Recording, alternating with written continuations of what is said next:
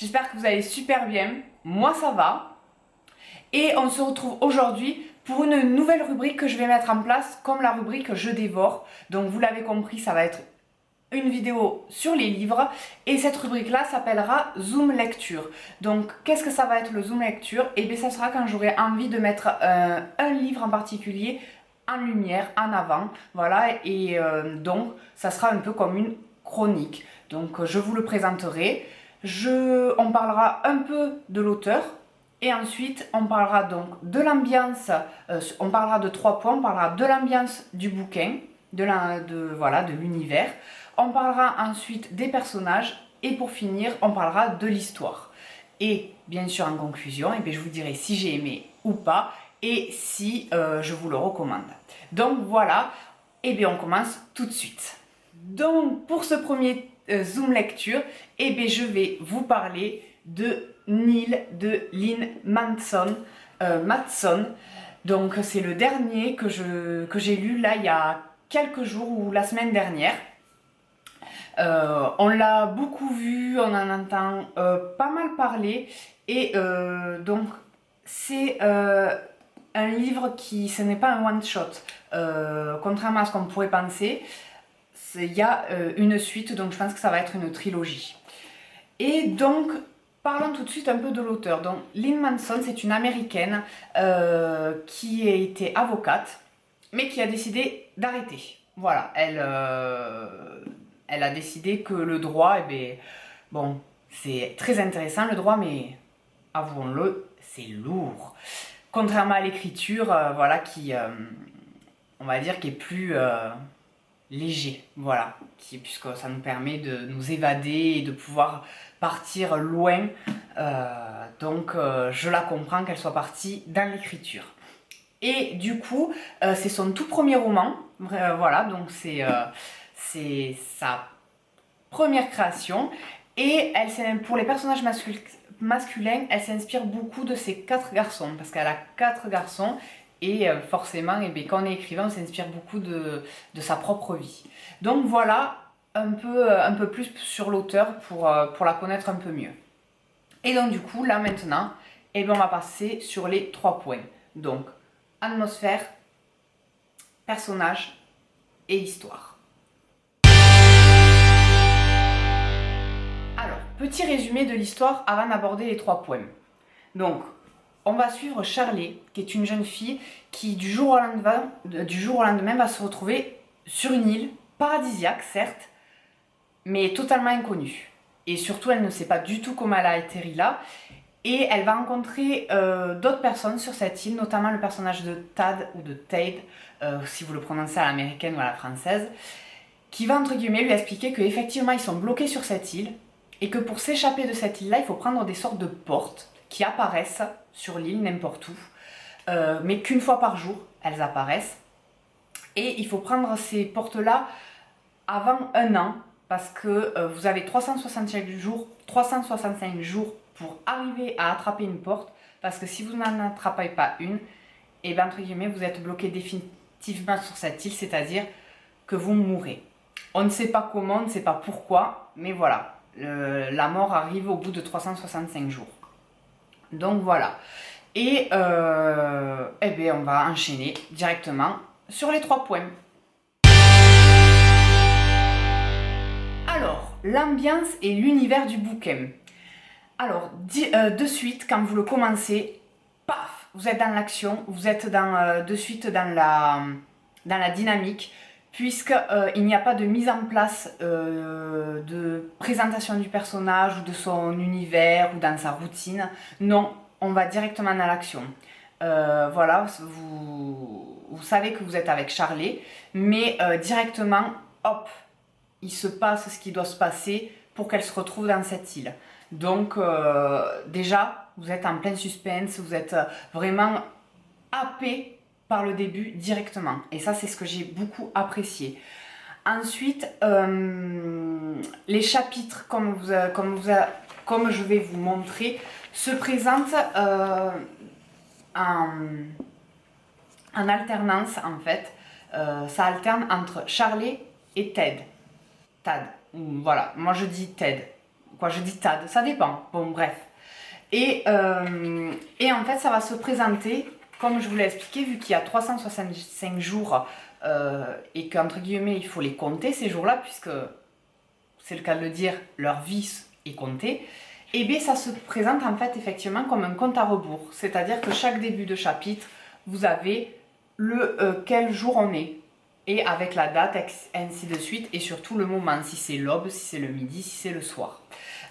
Donc, effectivement, ça met quelque chose en place, ça met une sorte d'haleine. Voilà, vous êtes un peu, au début ça va, mais vous allez voir que plus le livre avance, plus vraiment vous êtes entraîné sur cette pression des jours. Vous allez, comme les personnages, vraiment compter ces jours-là. Et je trouve que c'est ça qui est fantastique, c'est que l'auteur arrive vraiment... C'est une dynamique lente parfois, mais qui marche. Parce que vous êtes vraiment entraîné dans ce compte à rebours.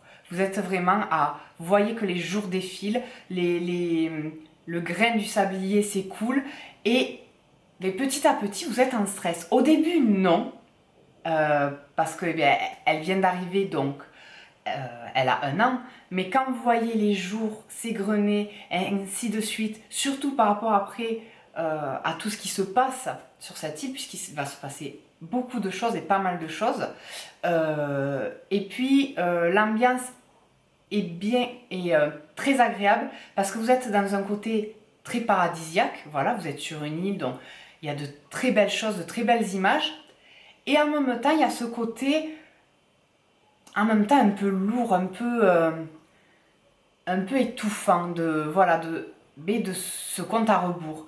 Donc c'est très très bien fait. Vous avez vraiment une ambiance très particulière où vous êtes bien et en même temps un peu stressé.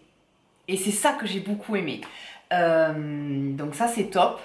Et quoi vous dire d'autre, ce qui provoque aussi beaucoup de dynamique, c'est que vous avez beaucoup de personnages qui apparaissent et disparaissent. Donc forcément, puisque vous avez compris le concept un peu, donc il y a des gens qui arrivent, il y a des gens qui partent, il y a des gens qui arrivent à attraper des portes, d'autres non, d'autres qui arrivent sur cette île comme Charlie. Donc voilà, donc il y a vraiment du mouvement.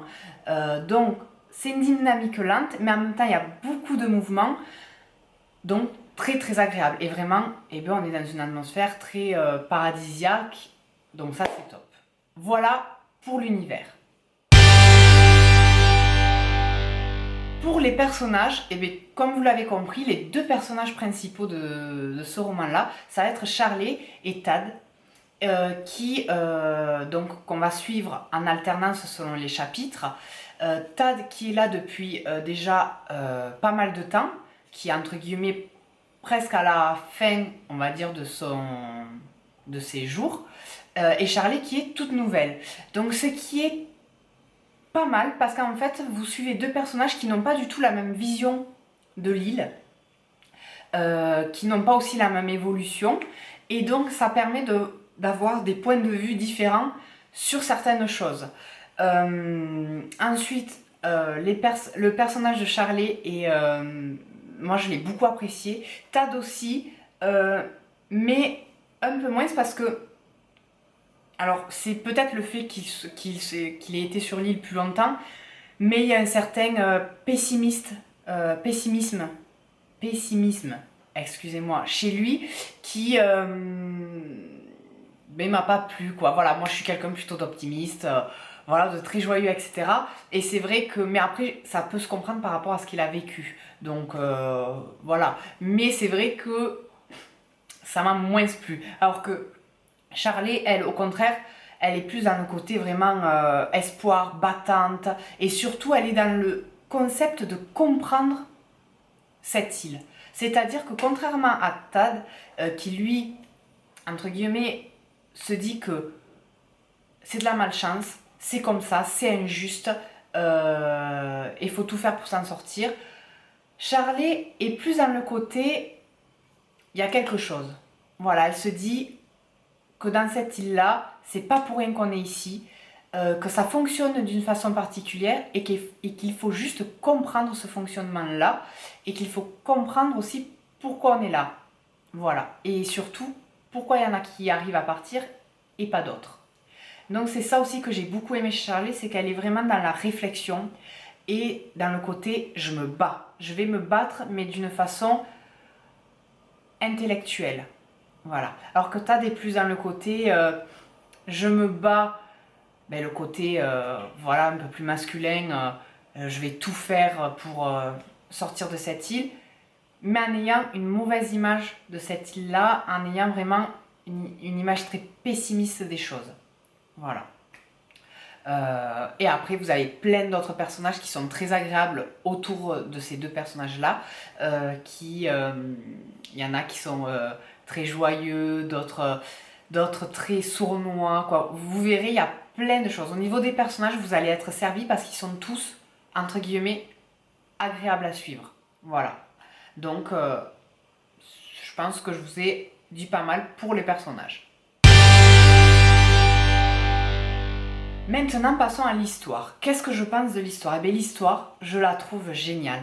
Parce que c'est une histoire, comme je vous ai dit, qui bouge. Où il y a beaucoup de suspense.